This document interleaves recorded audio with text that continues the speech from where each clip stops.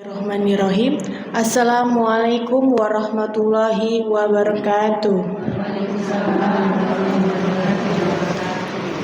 Alhamdulillahirabbil alamin wassalatu wassalamu ala asrofil anbiya'i wal mursalin sayyidina Muhammadin wa ala alihi washabbihi ajmain.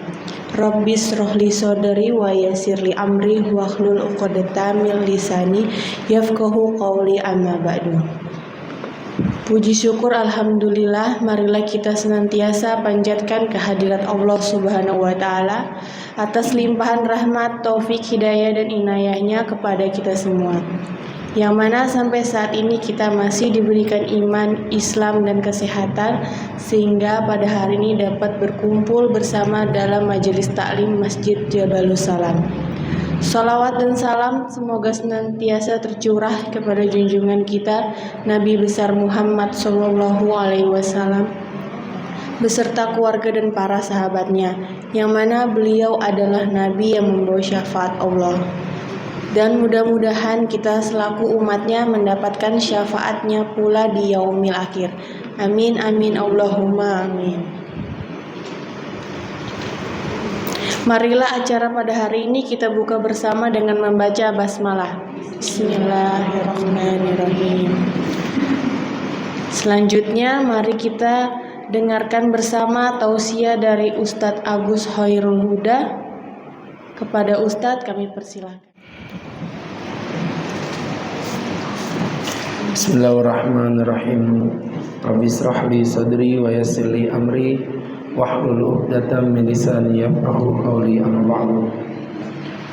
Assalamualaikum warahmatullahi wabarakatuh.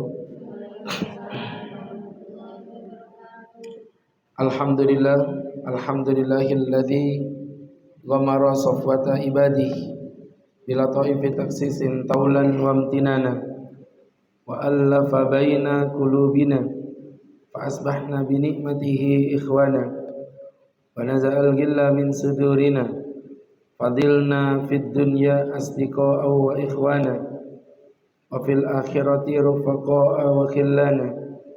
Allahumma salli wa sallim wa barik ala rasulillah sayyidina wa maulana wa habibina Muhammadin wa ala alihi wa sahbihi wa man tabi'ahum bi ihsanin kaulan wa fi'lan wa adlan ila yaumil qiyamah. Alhamdulillah, pertama-tama dan yang paling utama, marilah kita panjatkan puja dan puji syukur atas nikmat yang tak terukur dari Sang Ilahi Rabbul Ghafur, yang mana Allah masih berkenan memberikan kenikmatan, baik nikmat iman maupun nikmat hidayah, sehingga kita dapat kembali berkumpul dalam kajian rutin kita di kajian Masjid Jami' Jabalus Salam yang kita cintai dan kita banggakan karena Allah Subhanahu wa taala. Sahabat-sahabatku yang dirahmati Allah, tidak berpanjang dan tidak berlebar, insyaallah pada kesempatan yang berbahagia ini kembali kita akan melanjutkan kajian rutin kita, di mana pada kajian kali ini akan membahas mengenai konsep ittiba. Jadi bapak-bapak, ibu-ibu tanpa bapak-bapak yang berbahagia, bapak-bapak, ibu-ibu tanpa bapak-bapak yang berbahagia. Konsep cinta yang tertinggi itu disebut dengan mutabaah. Ya, apa mutabaah itu, Pak Ustaz? Mutabaah itu ya mutabaah. Jadi mutabaah itu, Bu, dia semacam mutabaah. Apa itu, Ustaz? Baik. Mutabaah itu tidak lain dan tidak bukan. Tuh kan, dijawabnya sudah, malas Ustaz ngomong. Mutabaah itu artinya mengikuti apapun yang diajarkan Rasulullah, biduni kaifin wa biduni lima, tanpa mengapa dan tanpa kenapa.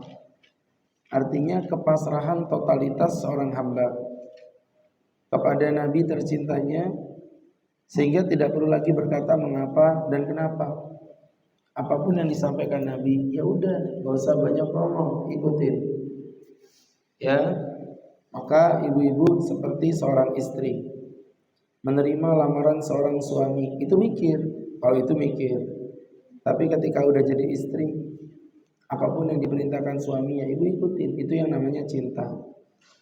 Begitu pula ketika kita menerima Allah, untuk mikir, silakan mikir. Tapi kalau udah amanah, kami beriman, ya udah, ikuti apapun yang diajarkan Nabi. Suka nggak suka, enak nggak enak, kerjain. Itu maksudnya seperti itu, Bu. Maka ibu yang berbahagia yang dimuliakan Allah, itu yang disebut dengan mutaba'ah. Seorang pujangga berkata, la idza kunta shadiqan la ata'tahu law kana hubbuka shadiqan la ata'tahu innal muhibba lima yuhibbu muti'u. Orang yang cinta itu kalau memang cinta akan mengikutinya, karena cinta itu bukti tertingginya adalah mengikuti orang yang dia cintai. Ya, maka begitu pula kalau ibu cinta kepada Nabi, ya ikuti Nabi. Surah Al-Anfal, Surah Ali Imran ayat 31. Allah berfirman, "Qul in kuntum tuhibbunallah." Qul, katakan Muhammad, katakan pada ibu-ibu yang bermain HP itu, katakan kepada mereka, nih kalau ada, ngapain pada ngeliatin saya begitu? Saya aja nggak nyebut nama, ya kan? Saya kan cuma cerita, katakan kepada umatmu yang bermain HP itu. Itu penambahan dari saya, mempertegas. Kenapa sih Ibu? Ibu kalau ngerasa nggak bersalah ngapain marah-marah? Saya kan nyantai aja. Ya, kenapa sih jadi emosi? Bercanda. Jadi ibu-ibu yang dirahmati Allah, tadi ngomong apa tadi, Bu? Katakan kepada umatmu yang bermain HP itu, in kuntum tuhibbunallah, jika kalian mencintai Allah, fattabi'uni, maka ikutilah aku. Aku ini siapa? Nabi Muhammad, ustaz sembarangan. Ikutilah aku, ikuti Nabi Muhammad, ikutin ustaz. Yuhibbukumullah wa yaghfir lakum dzunubakum, maka janji Allah akan mencintai kalian dan Allah akan mengampuni dosa-dosa kalian. Masya Allah, ya. Jadi artinya kalau kita pelajari, mengikuti ajakan apapun yang dicontohkan oleh Rasulullah. Nah, dalam kaitan mutaba'ah itu ada 2 poin, Bu. Ada mutaba'ah ukhrawiyah, ada mutaba'ah dunyawiyah. Nah, mutaba'ah ukhrawiyah itu yang berhubungan dengan akhirat, seperti bagaimana cara Nabi beribadah, bagaimana cara Nabi melaksanakan ibadah sholat, bagaimana cara Nabi melaksanakan ibadah puasa. Kita itu namanya ukhrawiyah, secara akhirat, ya. Nah, yang kedua namanya mutaba'ah dunyawiyah, mutaba'ah secara dunia. Ini yang kadang-kadang orang lepas, ya. Di sini yang kadang-kadang orang lepas. Banyak yang menganggap aku udah beribadah kepada Allah, ya itu berarti udah cukup buat aku. Sholat rajin, betul. Puasa rutin, ngaji semangat, Tapi mohon maaf, Bu, dunianya nggak ngikut kayak Rasulullah. Dalam hal apa misalnya? Ini contoh-contoh ya, yang bersifat duniawi, seperti dalam hal muamalat. Apa muamalat, Bu? Bank muamalat? Bukan. Muamalat itu dalam kaitan bisnis, perniagaan. Banyak orang Islam berjilbab, tapi transaksinya transaksi riba. Berapa banyak orang-orang itu yang beribadah sholatnya paling depan, sujudnya paling lama, sampai jidat bonyok, hidung pesek, gigi rontok, pupil berantakan, kumis tak karuan, bulu ketek berterbangan melambai-lambai di atas awan. Tapi mohon maaf, transaksinya itu transaksi gharar, mengandung penipuan. Banyak. Nah, ini yang kayak gini berarti secara dunia dia nggak kayak Nabi. Itu dalam hal apa tadi Bu? Muamalah. Atau yang kedua dalam hal siasah, perpolitikan. Sama. Perpolitikan tidak mengikut politik Rasulullah Shallallahu Alaihi Wasallam. Makanya saya nggak setuju orang bilang di masjid nggak boleh ngomong tentang politik. Salah. Ngomong politik boleh. Membawa kepentingan politik tertentu ke dalam masjid yang tidak boleh. Paham ya?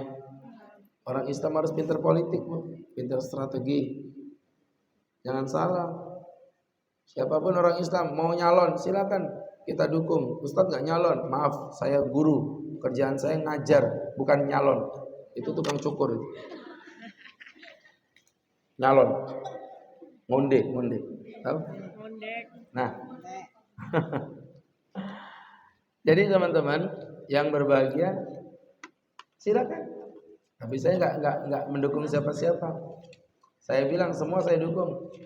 Selama orang Islam, ayo saya dukung. Supaya apa? Membawa kejayaan Islam. Tapi jangan Anda bawa kepentingan politik Anda ke masjid. Nggak boleh. Ya, karena masjid ini milik umat. Dibangun bareng-bareng. Udah diwakafkan milik Allah. Ya, tidak boleh ada kepentingan politik. Itu namanya siasat. Berikutnya lagi dalam hal ahwal saksiyah. Ahwal saksiyah yang disebut dengan hubungan privasi manusia kepada sesama keluarganya. Salah satu ahwal saksiyah itu yang diajarkan Nabi adalah berkaitan dengan pernikahan. Ya, Nabi ngajarin kita tentang pernikahan.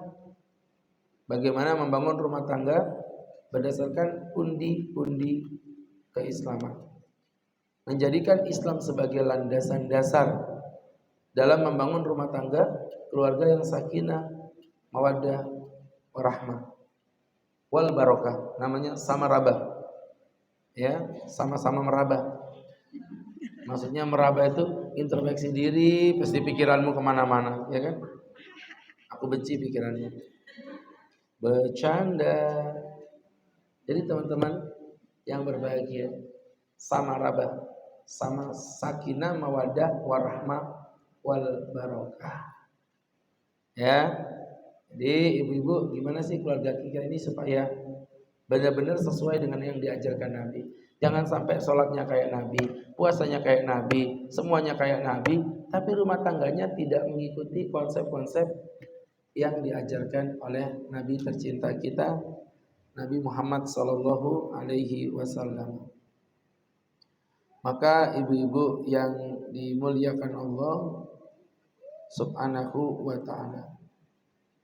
Baik, sahabat-sahabatku yang berbahagia, maka ayo kita belajar dari Nabi. Bagaimana membangun keluarga yang samarabah. Apa samarabah tadi? Sakinah, mawaddah, warahmah, wal barokah. Ada beberapa kiat yang Ustaz ingin share yang langsung dirumuskan dari apa yang diajarkan Nabi kepada kita. Yang pertama adalah islahun niyah. Islahun niyah. Kalau susah nulis Arabnya, tulis Indonesianya. Meluruskan niat. Ya. Artinya keluarga itu tergantung niatnya kalau. Oh iya, makanya Nabi katakan innamal a'malu binniyat. Sesungguhnya amalan itu bergantung pada niat. Wa innamal likulli imri'in ma nawa. Segala sesuatu digantungkan pada niatnya. Bu, mohon maaf, ibu-ibu yang berbahagia. Hadis yang Ustadz baca barusan, hadis itu tentang hijrah sebenarnya. Waktu itu kan Nabi ngajak orang hijrah. Nabi bilang, barang siapa yang hijrahnya karena dunia yang dia kejar atau karena wanita yang dia ingin nikahi, maka hijrahnya hanya mendapatkan keduanya. Tapi barang siapa yang hijrahnya ilallahi wa rasulih, kepada Allah dan Rasulnya, maka dia mendapatkan Allah dan Rasulnya. Saya tuh jadi mikir gini, hijrah aja yang notabenenya pengorbanan, Hijrah itu pengorbanan tuh. Ibu kalau pindah ke Papua hari ini gampang, rumah dijual, mobil dijual, kendaraan dijual, suami jual, suami diajak, barangan dijual, duitnya dimasukkan ke dalam rekening. Ya, ibu ke Papua tuh cuma modal satu kartu aja, Bu. Satu kartu, datang Papua, cairin dana beli rumah, bisa nggak gitu? Sekarang gampang. Zaman Nabi, orang hijrah itu betul-betul dari nol. Udah kayak Pertamina. Dari nol Pak ya. Ibu ngerti gak sih? Jadi ibu-ibu yang berbahagia. Betul-betul nggak bawa keluarga, nggak bawa apa-apa, rumah nggak bisa dijual. Jadi ibu-ibu, makanya pengorbanan ini aja, kalau niatnya salah jadi sia-sia. Apalagi membangun rumah tangga, Bu. Kalau niatnya salah, makanya saya bilang, apa sih yang dikejar di pernikahan itu? Oh kaya, berapa banyak orang kaya yang nikah 3 bulan bercerai. Kemarin itu Bu, ada yang nikah. Saya diceritain oleh Kiai Lukman dari Pontianak. Ada kata beliau, teman saya itu atau kerabat saya di Pontianak menikah menghabiskan dana 11 miliar. 11 miliar. Gak sampai 4 bulan cerai. Ibu bayangin Bu. Kalau memang kaya menjamin bahagia, harusnya orang kaya nggak ada yang datang ke psikiater. Yang datang ke psikiater siapa? Orang kaya. Orang miskin, ada uang. Bayar pakai apa? Iya kan? Oke. Oh, mungkin yang buat kaya itu kalau istrinya cantik. Nah, artis itu kurang apa cantiknya? Cantik pol. Suaminya ganteng pol. Cerai juga. Sedang ibu-ibu itu rumah tangganya sakinah, walaupun suaminya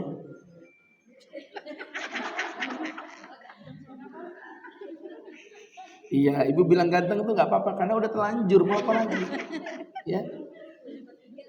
Jadi teman-teman, jelas Bu ya. Jadi berangkat dari situ, kalau kita pelajari, ibu-ibu, kita bisa ambil pelajaran bahwa memang masalah cuma niat aja. Ini mau dibawa kemana? Pernikahan ini mau dibawa kemana? Ibu mau keluarganya mau sakinah Bu. Maka ibu bawa niatnya disusun dari sekarang lagi. Sebenarnya bagus sama suami, biar sama-sama dengar. Ibu bawa satu, tujuannya memiliki keturunan sebagai investasi abadi. Jadi pernikahan tujuannya ini, biar ibu tahu orientasinya dulu. Memiliki keturunan sebagai investasi abadi. Kalau ini yang kita pikirkan, insya Allah gak gampang baper. Walaupun suami kadang-kadang gak jelas, sikapnya dingin, gak romantis, gak urus. Yang penting punya keturunan yang solih dan solihah. Rumah tangga itu orientasinya anak. Kenapa anak? Karena ibu mati. Jujur Bu, memang umur Allah yang tahu. Tapi logikanya, lebih panjang mana umur anak sama orang tua? Hah? Ya aneh. Logikanya umurnya lebih panjang mana anak sama orang tua? Ya anak lah. Yang kayak gini-gini yang gak lama lagi. Loh, kok Pak Ustadz? Sekarang umur ibu berapa coba? 40 misalnya, 40 aja misalnya. Orang logikanya meninggal tuh 60, tinggal 20 tahun. Iya. Kan Ustadz udah bilang logikanya, umur Allah yang tahu. Tapi masalah mati kan Allah yang nentukan. Kayak gini, mungkin diantara ibu ada yang lebih tua dari saya. Itu pun tidak mesti ibu yang mati duluan. Bisa jadi Ustadz yang belakangan.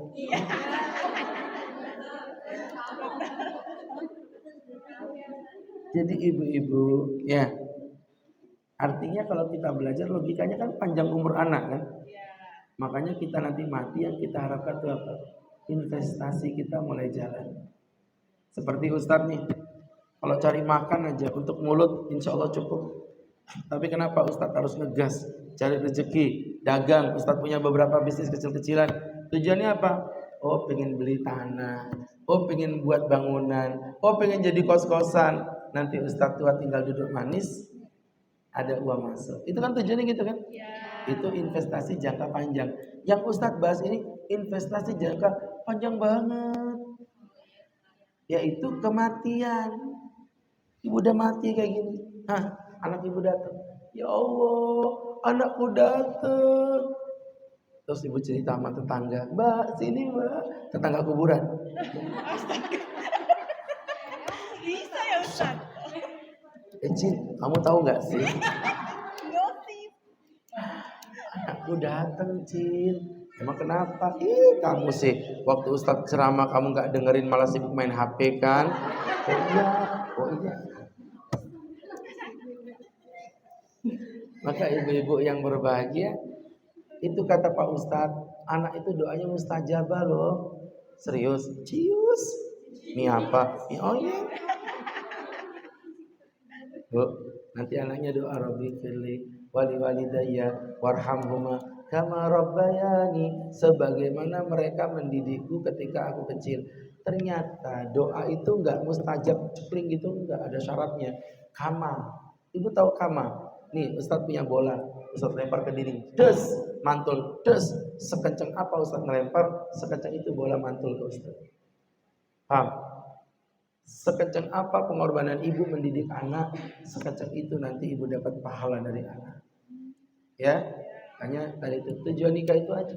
Banyak bu rumah tangga yang bertahan, istrinya kurang ajar, tapi si perempuan tuh sabar. Saya nggak ngurus, suami saya tuh mau ngapain nggak ngurus.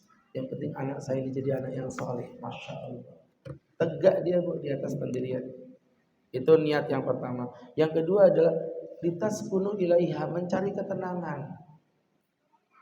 Ya, mendapatkan ketenangan. Maka dalam pernikahan itu, bu, mohon maaf, bisa jadi suaminya nggak kaya, yang penting tenang. Duh, ada bu perempuan itu cuang tuit, suaminya tuh huele. Saya tuh kenal dekat sama yang perempuan. Waktu itu ada acara, Ustaz datang ketemu suaminya untuk pertama kalinya. Terus saya ini kan senyum biasa. Kayaknya dia mungkin ngerasa, saya tahu Ustaz tadi senyum gara-gara apa. Umai. Emang gara-gara apa? Ustaz pasti ngetawain suami saya kan. Saya tahu kok, tak, suami saya itu nggak ganteng. Saya tuh sadar. Saya sadar kalau saya ini cantik kok. Tapi mohon maaf Pak Ustaz, mohon maaf. Kalau saya udah duduk di samping dia, hati saya tuh tenang Pak Ustaz. Itu aja yang saya andal-andalin. Masya Allah. Ya. Kamu nggak kena pelet? Nggak kena pelet kan? Tapi saya mendapatkan ketenangan yang tidak pernah saya dapatkan sebelumnya. Dan itu cerita istri saya sendiri. Jadi teman-teman yang dirahmati Allah. Jadi ibu-ibu, bu, Masya Allah. Nggak perlu ganteng bu, yang penting tenang di hati. Daripada ganteng, tiap pulang badan bawa parfum, ibu kepikiran, parfumnya beda ya. Nggak tenang hidup. Hanya mohon maaf ibu-ibu. Yang kedua, yang ketiga menjadi sahabat surga. Nah, kalau konsep dasar niatnya ibu melakukan pernikahan menjadi sahabat surga, maka tidak ada alasan bercerai dengan suami kecuali suami ibu ngajakin ibu ke neraka. Udah itu aja. Suami saya itu tak pencemburuan, posesif, nyuruh-nyuruh, gak punya perasaan. Sabar. Yang penting dia nggak masukin kamu ke neraka. Bu, lepas jilbab. Nah, beda ini. Ada kemarin perempuan masih cantik bu, 23 tahun, datang, Tat, mau doa restu. Saya pikir doa restu menikah. Saya restui. Yang penting suamimu soleh ya. Bukan doa restu menikah Pak Ustaz. Terus mau bercerai. Maai. Kuda yang mana? Kuda yang mana? Kuda yang putih berambut pirang. Janda yang mana? Janda yang mana? Ngerti gak sih? Kamu umur 23 tahun mau jadi janda. Mbak, nikah itu ada proses, sabar, gak semuanya enak. Tapi ini berat Pak Ustadz. Apa? Suami saya nyuruh saya buka jilbab. Gak bisa. Saya dibilang istri durhaka Pak Ustadz. Biarin. Saya ditantang bercerai, gak urus. Yang penting bukan kamu yang gugat cerai. Kalau saya dicerai, saya hidup sebatang kara. Kamu menikah karena Allah. Bercerainya pun karena Allah. Ini perfect, sempurna. Kalau nggak ada yang nikahin saya, aku yang nikahin kamu ya. Sebagai laki-laki yang bertanggung jawab, bukan hanya jawaban, tapi ada solusi. Udah kayak pegadaian saya bu ya. Karena masih muda, butuh perhatian dan kasih sayang. Beda kalau kayak gini, mak-mak gini biarin aja. Ya, artinya ibu udah bisa mandiri. Ustadz ini sangat menghargai privasi orang. Gimana? Keren gak bu? Keren gak bu? Ya? Jadi ibu-ibu yang berbahagia artinya apa? Kalau kita pelajari dari apa yang Ustaz jelasin, ibu-ibu yang berbahagia yang dimuliakan Allah Subhanahu wa taala, maka niat yang tulus dengan 3 poin tadi akan membuat kaki ibu tegak dalam menjalani rumah tangga. Pertama, fokus ke anak sebagai investasi. Yang kedua, fokus ke hati sebagai ketenangan. Dan yang ketiga, fokus sebagai sahabat surga. Kalau 3 item ini ada pada diri ibu, wallahi rumah tangga itu akan awet apapun isinya. Paham? Tujuan pernikahan termaktub di dalam visi misi pernikahan termaktub di dalam surah Ar-Rum ayat 21. Ya. Wa min ayatihi an khalaqalakum min anfusikum. Dari tanda-tanda kebesaran ayat-ayat Allah, Allah menciptakan dari diri kalian azwaja, pasangan. Buat apa ya Allah? Buka kupingmu lebar-lebar. Litaskunu ilaiha, agar kamu mendapatkan ketenangan di sisinya. Buat apa nikah sama yang kaya kalau hati ibu gak tenang? Buat apa dapat sama yang ganteng kalau hati ibu gak tenang? Waja'ala bainakum mawaddah, setelah tenang dimunculkan rasa cinta, warahmah, rasa sayang. Inna fi dzalika laayatin liqaumin yatafakkarun. Sesungguhnya di dalam yang sedemikian terdapat tanda-tanda kebesaran bagi Allah, bagi orang yang mau berpikir. Ya, oke. Poin pertama jelas. Luruskan nih. Yang kedua, ar-rujuk ilallah. Artinya apa? Kembali pada hukum Allah. Seperti yang dipraktikkan Rasulullah SAW tanpa pandang bulu, walaupun istrinya salah disalahin. Yang menjadi penentu benar salah itu bu, bukan perasaan, tapi hukum Allah. Anaknya pun disalahin bu. Ibu mohon maaf ya, ada cerita. Perempuan datang, ya Rasul, ada perempuan tertangkap basah mencuri. Dan ini sudah ditetapkan mau potong hukum tangan. Tolong ya Rasul berikan syafaat. Syafaat itu apa ya? Apa bu? Hukumannya ya pertolongan atau apa? Hukuman yang diringankan itu apa namanya? Ya itulah. Tolong berikan keringanan ya Rasul. Apa kata Nabi? Hei, kamu. Ya kamu. Ketawa antagonis. Ibu. Jangankan perempuan itu, kan dia tuh katanya ini berdarah biru, orang mulia. Kata Nabi, jangankan perempuan berdarah biru, anakku Fatimah kalau mencuri, jangan orang lain, aku Muhammad laqatatu yadaha, yang akan memotong tangannya sendiri. Nabi gitu bu. Kembali pada hukum Allah. Aisyah itu wanita yang suci, tapi pernah Nabi marahin bu, gara-gara apa? Waktu itu beliau cemburu. Aisyah kan cantik, tapi gak bisa masak. Sedangkan Sofia masakannya enak, tapi tubuhnya mohon maaf kurang cantik. Beliau berbodi gempal, gemuk, agak pendek. Sehingga waktu itu ketika Nabi dikasih makanan, terus Nabi memuji masakan Sofia di depan Aisyah. Makanannya enak banget Sofia yang buat ya. Aisyah tuh marah.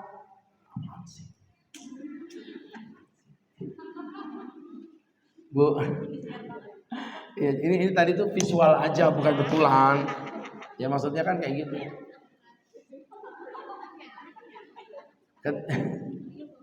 Perempuan tuh kalau ada cemburu nggak ada batasnya. Pernah kejadian ada kiai punya 2 orang istri, tapi kiai ini adil sehingga 2 istri ini bu saking adilnya itu mereka tuh nggak pernah kelahi. Nah qadarullah, pokoknya kiai ini kalau belikan baju, bajunya harus sama, belikan emas, timbangannya harus sama, semuanya. Sehingga 2 istri ini adil akur sampai meninggal kecelakaan bareng 2 orang tadi. Akhirnya Pak Kiai bingung, waktu memandikan sudah dimandikan, mau dibawa ke kuburan. Beliau bilang supaya adil keluarnya harus sama, tapi pintunya kan satu. Tidak cukup 2 mayat keluar, buat pintu baru. Akan dibuatkan pintu baru supaya demi menjaga keadilan. Dibawa keluar, dikuburnya pun bareng-bareng di tempat yang mirip kanan kiri. Beliau tidur, ketemu dengan istri mudanya marah-marah. Kenapa marah deh? Kamu gak adil mas.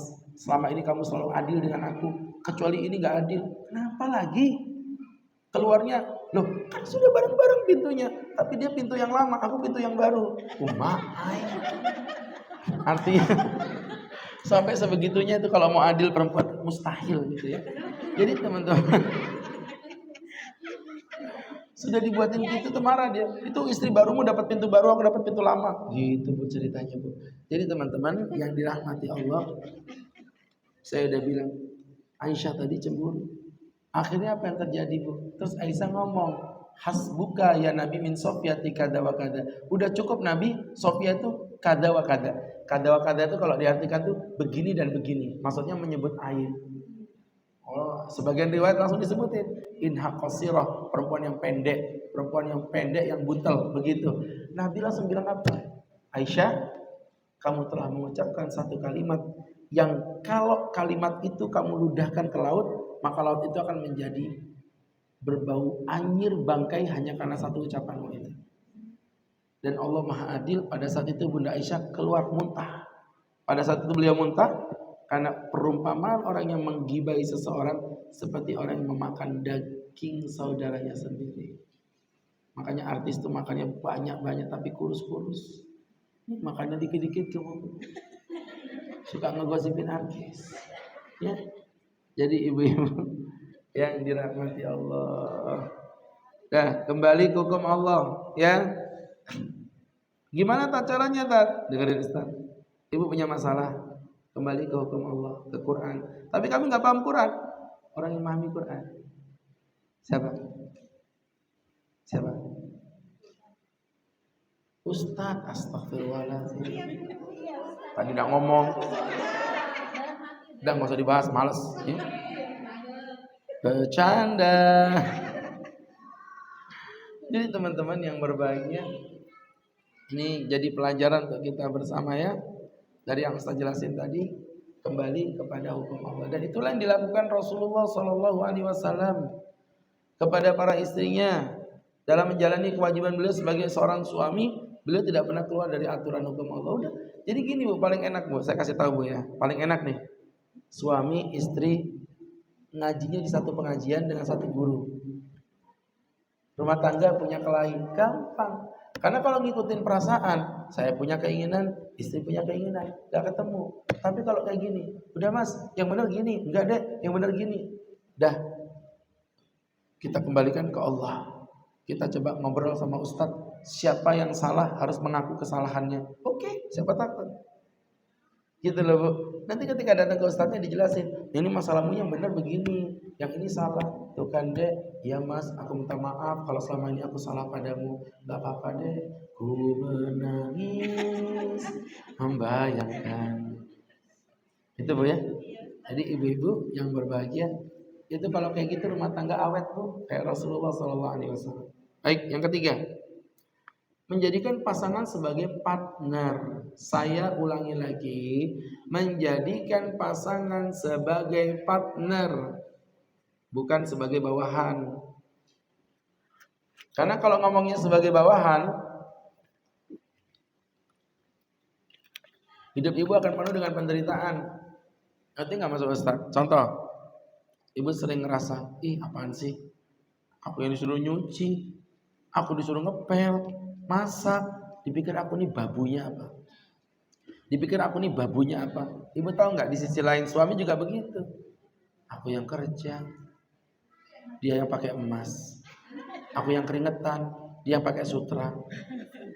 Aku yang panas-panas, dia yang tidur pakai AC. Dipikir aku nih kerja rodi sama Belanda. Jadi akhirnya cocok, kerja rodi ketemu pembantu. Ya, keluarga yang sakinah mawaddah warahmah. Kusleding memang kau. Berubah, mindsetmu berubah. Itu partner. Partner itu gimana? Dengerin Ustaz.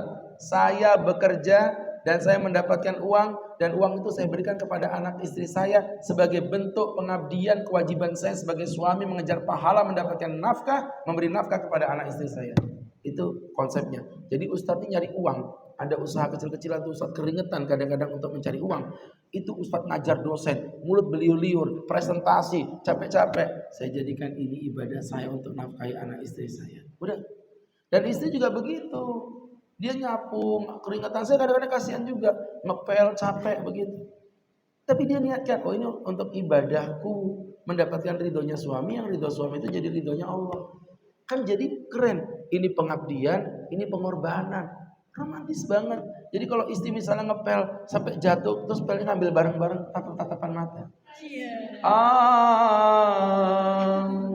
Pas kipasnya nyala.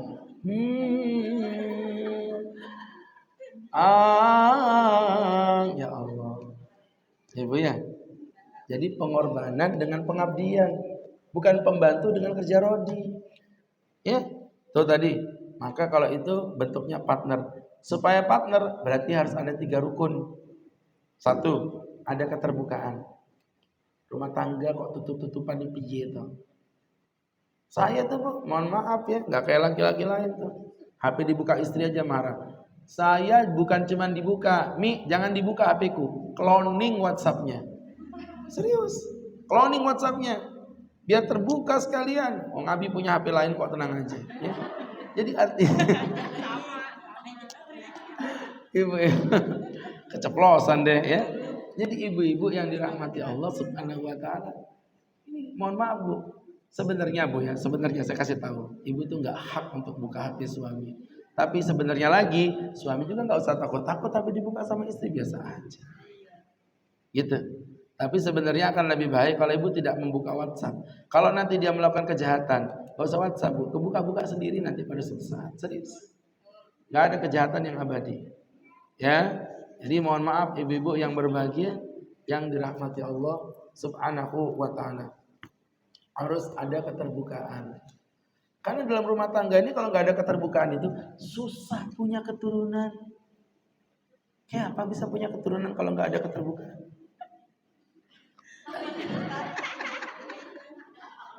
Nggak nyambung dia. Ibu pikir online titip sama bapak Gojek gitu, sembarangan aja. Ya namanya pernikahan itu harus keterbukaan. Bu mohon maaf Bu ya, kemarin saya ditanya perempuan, pertanyaannya bagus. Tat, kalau pakai uang suami kan harus minta izin suami, betul. Kalau saya kerja, saya punya uang sendiri, terus saya mau ngasih orang tua saya misalnya, apa perlu saya minta izin suami? Bu, nggak ada kewajiban ibu minta izin suami. Tapi kalau ibu minta izin suami, itu jauh lebih baik. Dengan adanya keterbukaan, meminimalisir potensi fitnah. Ya, ibu kerja nih, jualan online. Tapi nggak lewat TikTok, udah nggak boleh lagi, kasihan. Tahu kan? Dilarang Bu. Penggemar TikTok stres semuanya.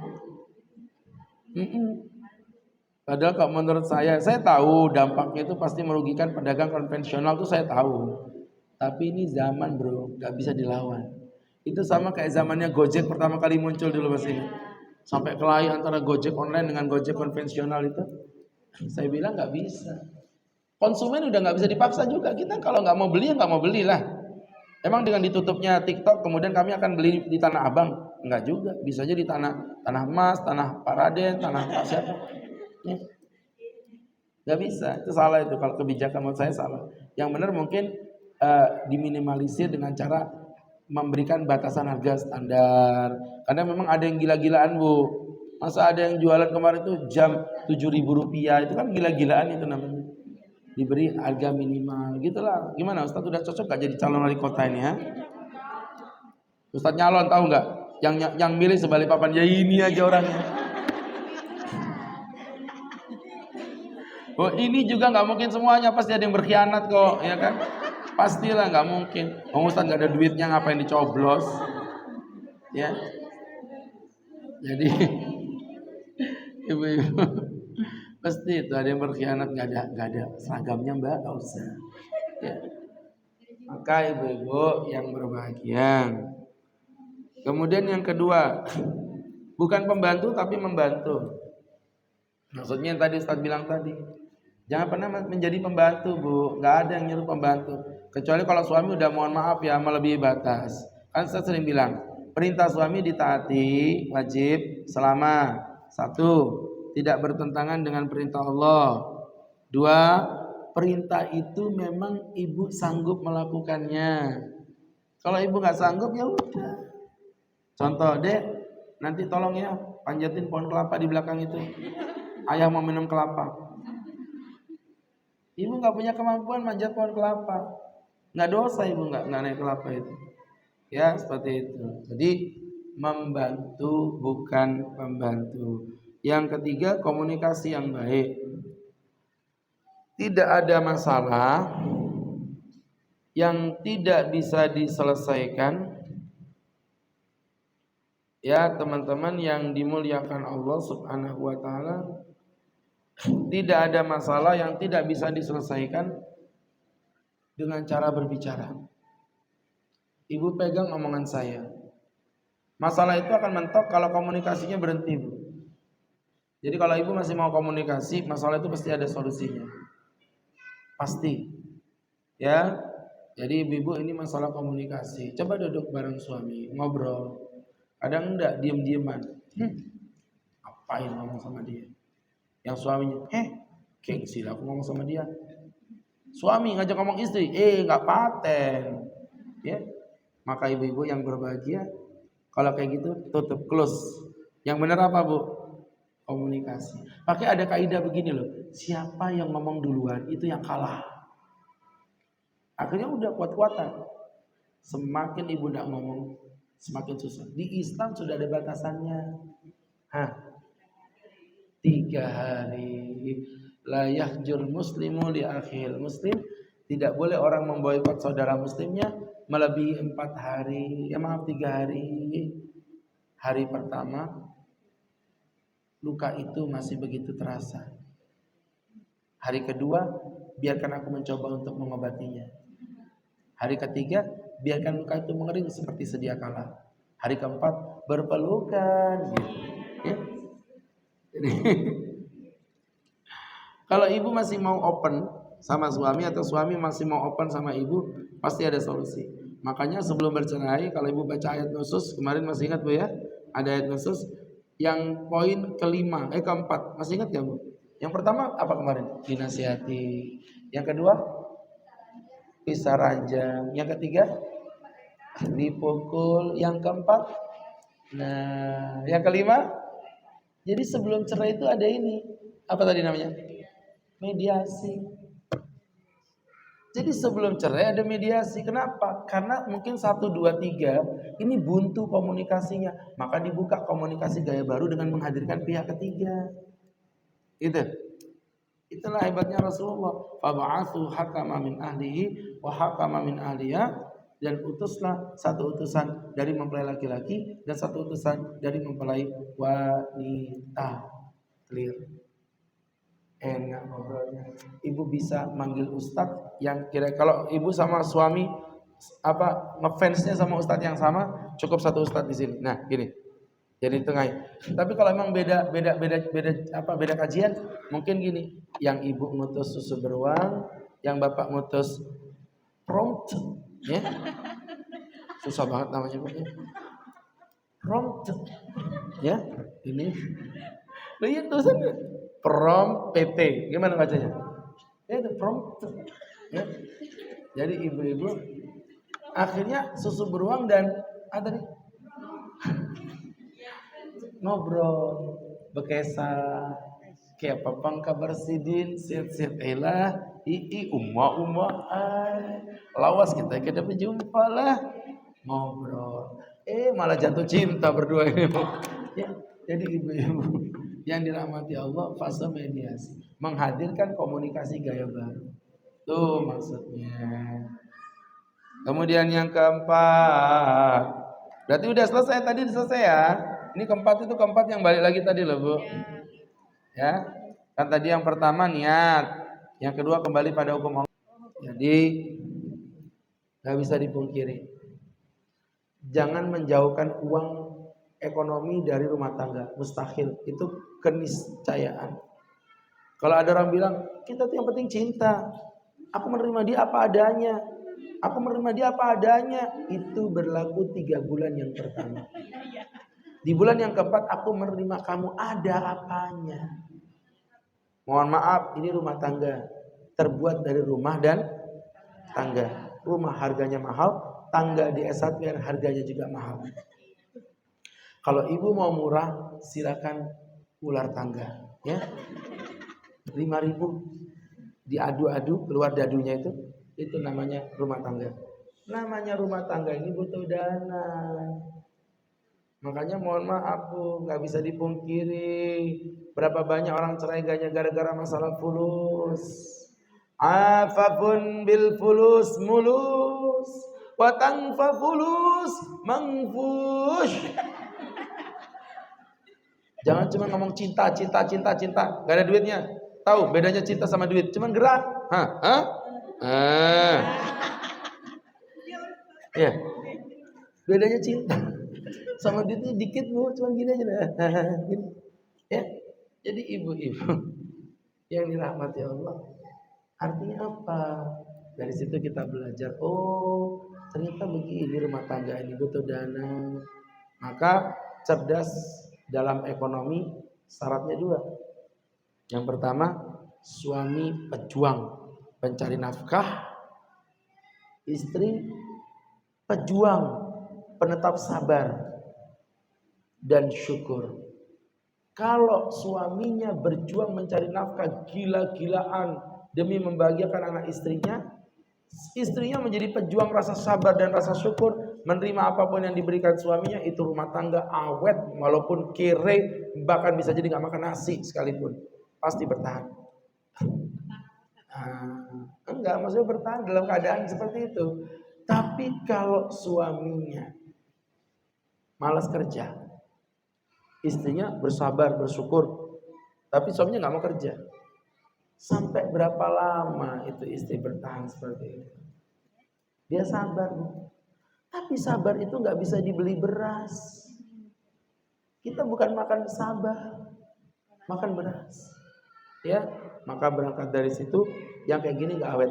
Atau kebalikan, suaminya pejuang pencari nafkah, mati-matian, istrinya gak punya rasa syukur. Ada perempuan, suaminya orang total, zaman dulu namanya total, sekarang PHM. Suaminya datang ke rumah saya nangis, mau digugat istrinya bercerai. Saya tanya kenapa? Karena kebutuhannya tidak tercukupi dengan gaji saya. Umah ai. Kerjamu di PHM, di total, ya kan? Udahlah, tembak aja. Berapa kau punya gaji? Gaji saya nggak banyak, Tat. Berapa? 40 juta. Ini perempuan, suaminya 40 juta, dia minta cerai. Ini perempuan kalau kawin sama ustadz, minta apa dia kira-kira? Minta ampun. Ya, jadi ibu-ibu yang dirahmati Allah, bukan kaya yang membuat kita bersyukur, tapi rasa syukur yang membuat kita menjadi kaya. Kayamu bukan di sini. Apa ini? Dompet. Kayamu ada di sini. Apa ini? Kantong. Ya. Oh, hati. Jadi ibu-ibu yang dirahmati Allah, gak ada gunanya. Maka rumah tangga harus begitu. Makanya saya dulu menikah cari anak yatim. Saya niatkan cari anak yatim. Orang kan cita-cita anaknya presiden, anaknya gubernur, anaknya dosen, anaknya profesor, anaknya pengusaha. Saya cari anak yatim. Kenapa? Anak yatim mudah bersyukur, hidupnya gak pernah enak, diajak makan ke nasi goreng aja senangnya luar biasa. Tuh anaknya orang kaya, diajak makan ke KFC aja diketawain, makanan apa ini? Ya, maka ibu-ibu yang berbahagia itu tadi cerdas secara ekonomi. Kemudian berikutnya teman-teman, ritme cinta yang stabil.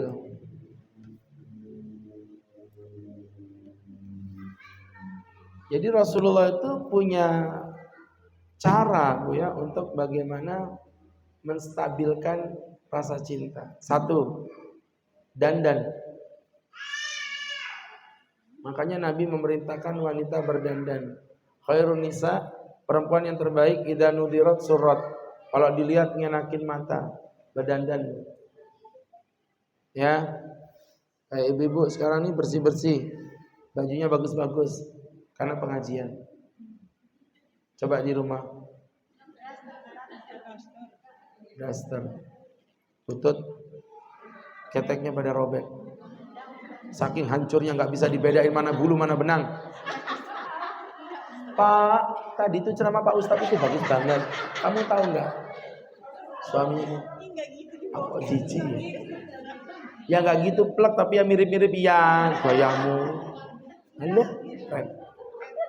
Jadi teman-teman yang berbahagia, ya Bu, dandan itu cara merefresh romantis, maaf, cara merefresh menstabilkan rasa cinta. Loh iya Bu, mohon maaf ya, saya itu kalau ngelihat mohon maaf, istri sah dengan pelakor itu kadang-kadang lebih cantik kan istrinya loh. Cuman bedanya tuh istrinya kan nggak dirawat. Nah pelakor ini kan karena dia merasa mengejar, dia merawat diri tuh. Makanya ibu itu ya kudunya jadi pelakor yang syariah gitu loh. Makanya pelakor suami sendiri. Loh mohon maaf sampai ada bercandaan, mohon maaf Bu ya. Ini agak-agak jorok tapi ada hikmahnya gitu. Ada kemarin saya baca di sebuah status itu ya, bajunya wanita istri dipakai daster. Kemudian bajunya yang mau jadi istri agak cantikan, agak rapi. Bajunya pelakor paling seksi, paling cantik. Maksudnya apa? Itu sindiran bahwa pelakor itu loh Bu, melakukan yang haram aja dia berikhtiar. Lah ibu yang halal kok malah nggak mau ikhtiar? Ya, kepalanya bau tomat, tangannya bau lombok, kakinya bau bawang. Untung istrinya sabar. Sayang, kemari kamu ambilkan terasi Gi. Apa Bang, tak ulek mau kamu jadi sambal sekalian situ ya. Ibu-ibu dandan depan suami. Kemudian yang kedua, berlibur. Berlibur itu ternyata merefresh cinta Bu. Mana Nabi? Jadi gini Bu, Nabi itu dalam rangka melakukan ini bagus banget. Nabi kalau safar itu nggak pernah fokus ngajak istri satu siapa gitu, nggak ada. Tapi Nabi mengundinya, dikocok. Maksudnya apa? Berarti ini bukti bahwa Nabi tidak memfokuskan pada satu istri, tapi istri itu diajak jalan supaya ada refresh di benak dia, ada romantisme. Loh, kalau saya jadi Nabi kenapa enggak tembak langsung aja Aisyah, selesai sudah. Tapi faktanya enggak. Itu membuktikan bahwa memang romantisme itu bisa dicari dengan cara berlibur. Jalan-jalan lah Bu, kayak Ustadz gini karena Ustadz pribadi ya sibuk, duit juga enggak terlalu banyak. Paling kita kayak ke Malang, paling gitu-gitu aja. Yang ada RSUD-nya itu loh.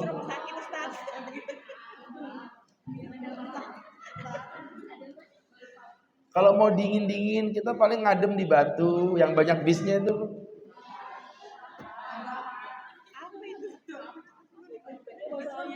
Jadi ibu ya liburan nih. Ibu ngerti nggak? Kebayang nggak orang kayak saya ini? Kasih tahu suami ibu nanti. Pak Ustadz, Mas, Pak Ustadz itu kurang sibuk apa? Dari subuh ketemu malam nih sampai habis suara saya ini. Tapi ibu tahu nggak, orang seperti saya ini yang kayak begini ini masih sempat ngajakin istri jalan rekreasi. Paling nggak setidaknya tuh, ayo kita nginep-nginep sana di mana di Lamaru kayak kemana. Kalau nanti waktunya agak luang, yuk kita pergi ke rumah ade di Jakarta atau ke Malang. Itu nyempetin. Walaupun kadang-kadang saya keluar kota tuh cuma sehari 2 hari aja. Liburannya nggak panjang, 2 hari yang penting bisa jalan. Dan boleh sesekali ninggalin anak, nggak apa-apa. Tapi jangan keseringan. Biar romantis. Bu, naik kapal apa speed, ibu sewa sendiri. Terus ibu berdiri di pucuk depan speed. Langsung tekipa ibu. Kena ombak, wah. Ya jangan speed lah, kelotok, kapal kelotok masih bagus.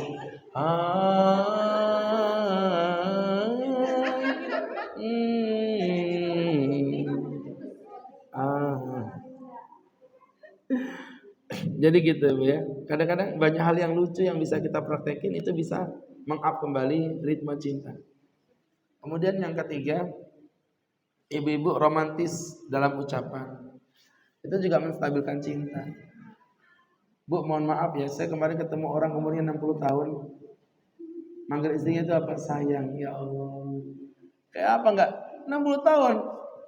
Say, kemari say. Masya Allah, kai manggilnya say. Saitonir rajim.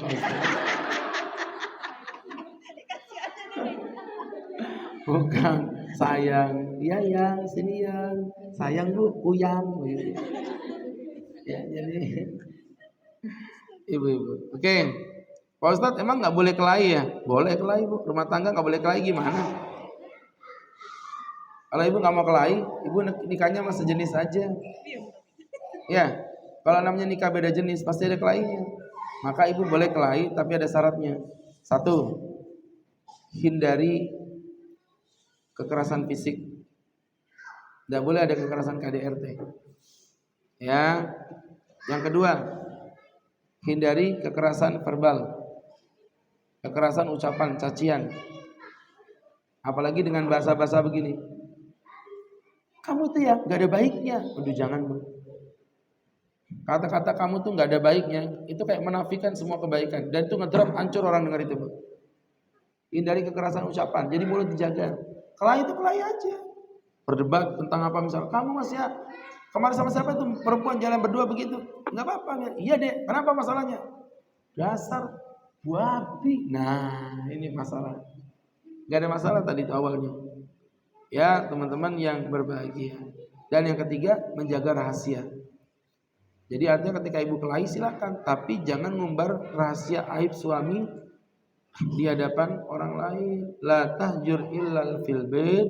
Janganlah kamu menghijr. Menghijr itu apa ya? Memboikot kecuali di rumah. Jadi masalah rumah itu di rumah aja. Yang keempat, hindari pemicu adu domba. Biasanya rumah tangga itu kalau kelahinya dalam rumah tangga itu aman. Yang buat masalah itu kadang ada pihak ketiga. Maka saya bilang sebodoh-bodohnya pasangan itu ketika kelahi dia curhat ke orang lain. Yang ibu boleh curhat itu siapa? Cuman ustadz yang bisa memberi hukum agama atau polisi yang bisa memberi hukum negara. Udah itu aja. Curhat sama orang tua itu nggak benar bu, salah. Ya, ibu curhat sama orang tua ya pasti ibu dibela lah, namanya mama ibu ya pasti belain ibu lah. Nanti suami dipanggil dimarahin, suami diam tapi di rumah jangan jadi aja lagi. Ya seperti itu. Ya. Dan yang terakhir itu udah selesai ya masalah tadi itu masalah boleh berkelahi selesai. Dan yang terakhir adalah hindari kata cerai. Rasulullah itu nggak pernah mencerai istrinya kecuali sekali Hafsah, itu pun dirujuk kembali oleh Rasulullah Sallallahu Alaihi Wasallam. Ya, jadi teman-teman yang dimuliakan Allah, ini menjadi pembelajaran untuk kita bersama. Baik teman-teman, mudah-mudahan bisa diambil manfaat dan diambil hikmah. Tafadhol jamaah, buat yang mau bertanya kami persilakan. Silakan ibu-ibu yang ingin bertanya.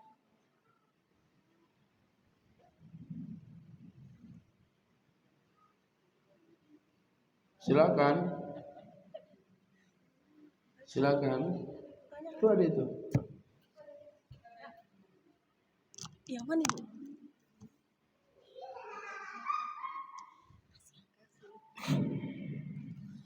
Assalamualaikum warahmatullahi wabarakatuh, Pak Ustadz. Assalamualaikum warahmatullahi wabarakatuh. Baik, saya ada dua pertanyaan. Yang pertama itu berkenaan dengan semisalnya dalam rumah tangga kita ada beda pendapat dengan suami, kemudian ada kata-kata yang tidak berkenan, lalu kita minta maaf. Apakah sebelumnya sudah tercatat dosa pada istri misalnya? Apakah kita sudah tercatat dosa? Kemudian yang kedua berkaitan dengan sabar namanya istri ya, mungkin saya secara pribadi. Karena kan kita terlalu keras dan sebagainya. Mungkin Ustadz bisa memberikan tips pada saat berkomunikasi dengan suami agar kita lebih sabar itu seperti apa Ustadz? Baik. Terima kasih. Assalamualaikum warahmatullahi wabarakatuh. Waalaikumsalam warahmatullahi wabarakatuh. Yang pertama yang ditanyakan adalah Pak Ustadz, ya dalam kaitan marah dengan suami, keluar kata-kata yang kotor atau tidak baik, itu sebagai sebuah dosa, clear itu dosa, tidak diperbolehkan. Nah problemnya setelah itu saya ngerti kalau saya ini salah. Terus saya minta maaf sama suami, Pak Ustadz, apa ini kemudian dosa saya tadi dianggap hilang atau masih ada? Langsung dijawab oleh Nabi, live streaming. Atta ibu Habibullah, orang yang bertobat itu adalah kekasih Allah. Atta ibu minadzambi kaman la dzambala, orang yang bertobat dari dosa bagaikan orang yang tidak punya dosa. Jelas? Jadi gitu Bu ya. Maka ibu-ibu yang dirahmati Allah, Ustaz pertegas kembali, dosa ibu yang tadi sudah kosong. Dengan catatan minta maafnya tulus dari dalam hati.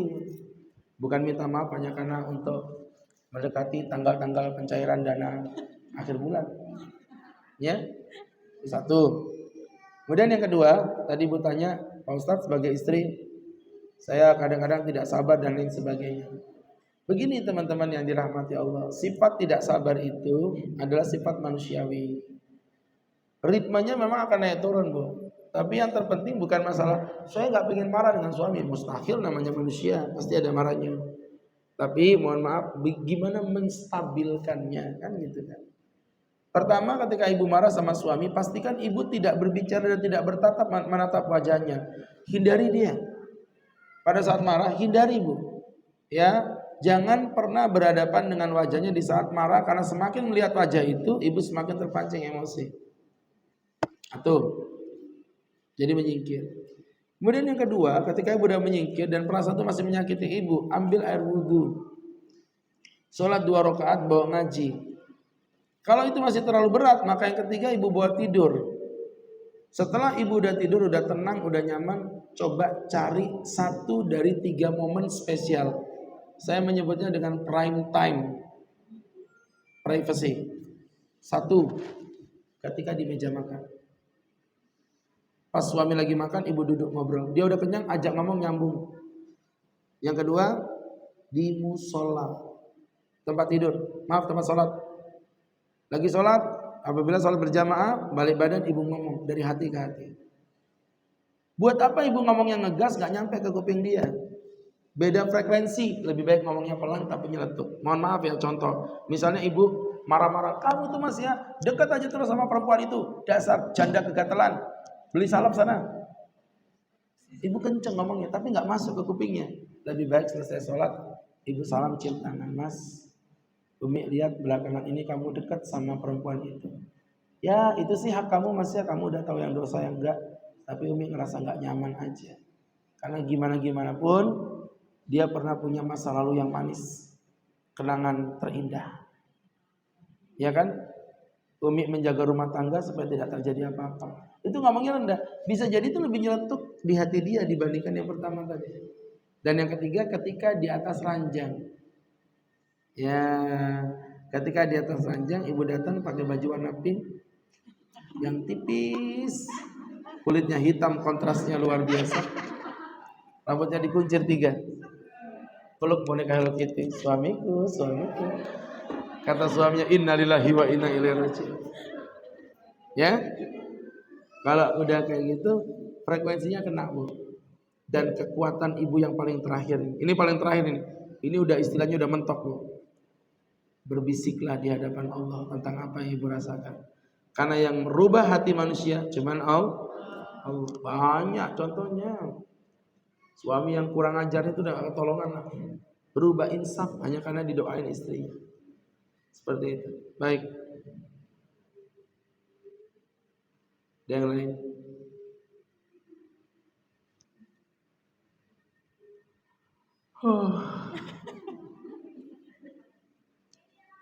Ada yang lain?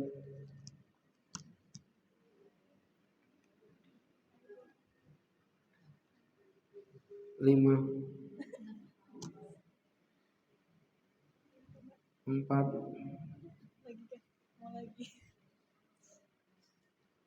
3,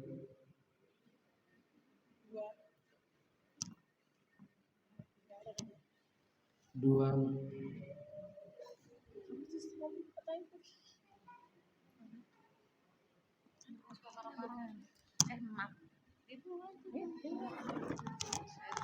Assalamualaikum warahmatullahi wabarakatuh.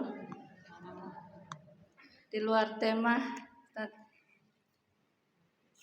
ini kan mendekati tahun politik. Gimana kita tahu kalau sekarang kan kita sering diberikan orang-orang itu sesuatu, sementara kita disuruh memilih mereka. Padahal kita tahu kalau kita itu disogok kita berdosa dan yang menyogok juga dosa.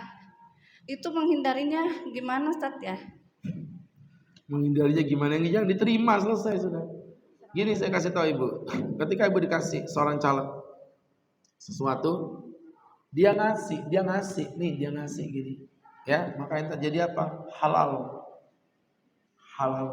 dengan satu syarat, tidak ada komitmen apapun antara kita dengan dia. Bu, saya mau nyalek, izin nyalek, ini ada sedikit oleh-oleh, halal terima. Tidak ada komitmen apa-apa. Kecuali kalau ada komitmen, Bu, ini dari kami ya, dapat mukena, tapi jangan lupa ya coblos kami ya. Oh iya Pak, begitu. Ambil agak kicil-kicil gitu. Iya Pak. Ini Bu, dengerin Ustaz Bu ya. Kalau ibu coblos dia, itu namanya riswah, sogokan. Ar-rasi wal murtasi kulum finar, yang nyogok yang disogok dua-duanya masuk neraka. Ya udah Tat, kalau gitu ku ambil aja mukenanya, tapi nggak ku coblos dia. Itu namanya khianat. Nah, itu. Khianat. Ibu telah berkhianat atas apa yang sudah dijanjikan di hadapan orang. Maka ibu-ibu yang benar tidak menerima kalau diiringi dengan komitmen. Tapi kalau ada komitmen kita nggak bisa suudon juga dong. Caleg kan manusia, dia mau sedekah ya boleh-boleh aja. Begitu. Baik. Malah rundingan dia, woi. Dia tidak mengatakan Ustaz bilang harus memilih, tapi kan dia memberinya itu tujuannya itu. Ibu tahu dari mana tujuannya itu? Karena dia memberinya saat mendekati pemilu. Sementara sebelum-sebelumnya kenapa tidak dari dulu-dulu? Sekarang contoh misalnya Ustadz sebagai Ustadz nih, terus Ustadz mau nyalek, terus Ustadz ikut kajian begini. Apa Ustadz berarti ada tujuan tertentu ngisi kajian? Belum tentu dong. Caleg itu tetap manusia normal seperti biasa. Ya, masalah dia punya tujuan lain itu urusan dia dengan Allah. Nanti jatuhnya gini, ibu nggak riswah, ibu nggak khianat, tapi ibu jadi suudon. Nggak boleh.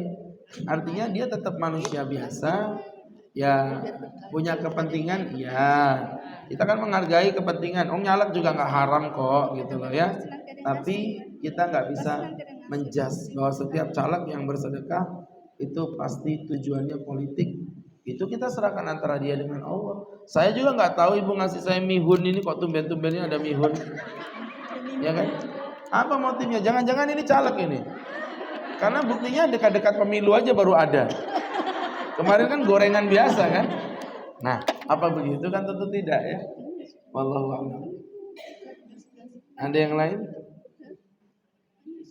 Jadi kita terima aja Pak Ustaz. Selama tidak ada komitmen. Ya. Masjid juga banyak kalau dikasih caleg-caleg ya.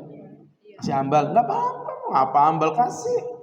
Ya kan? Yang penting jangan gini, Pak, tapi tolong ya jemaahnya diarahkan milih saya. Oh, mohon maaf Pak, kalau yang itu kami nggak bisa. Mohon maaf ya. Tapi kalau cuma dia ngasih aja ya kita terima sebagai layaknya manusia yang beramal saleh. Kemarin ada yang datang Pak Ustadz ke pengajian Ustadz kan ada itu namanya MIQ. Boleh nggak Pak Ustadz makanannya nanti dikasih dari caleg? Oh, silakan, nggak ada masalah, diperbolehkan. Tapi jangan minta panggung. Plus jangan minta dukungan. Pokoknya sumbang aja situ, silakan kami kasih. Tapi kalau pakai minta coblos saya ya, coblos saya. Kamu laki-laki aku nyoblos kamu gimana caranya? Sembarangan. Baik ibu-ibu yang berbahagia, ini dari rumah tangga Rasul ngapain kecoblos-coblosan ini ya. Baik, kita cukupi sekian, mudah-mudahan bermanfaat. Kita tutup dengan membaca doa. Amin amin hamdulillah rabbil alamin hamdan wa fi ni'amahu wa yukafi mazidah. Ya Rabbana lakal hamdu kama yanbaghi li jalali wajhika wa 'azimi sultanik. Allahumma salli wa sallim wa barik ala Rasulillah sayyidina wa maulana wa habibina Muhammadin wa ala alihi wa sahbihi wa man tabi'ahum bi ihsanin ila yaumiddin. Ighfir dzunubana wastur uyubana wa nawwir qulubana waj'alna bi nuril iman. La tada' lana dzamban illa ghafartah wa la aiban illa satarta wa la hajatan illa qadaita bi rahmatika ya aziz ya ghaffar. Rabbana atina fid dunya hasanah wa fil akhirati hasanah wa qina adzabannar. Rabbana iftah 'alaina futuhal arifin wa ighfir lil mudhnibin wa taqabbal taubatat taibin bi rahmatika ya arhamar rahimin. Rabbana wa sallallahu ala sayyidina Muhammad nabiyil ummi wa ala alihi wa sahbihi wasallam warzuqna lahul mutaba'ati lahu zahiran wa batinan ya arhamar rahimin bi fadli subhanaka rabbika rabbil izzati amma yasifun salamun alal mursalin alhamdulillahi rabbil alamin. Terima kasih. Assalamualaikum warahmatullahi wabarakatuh.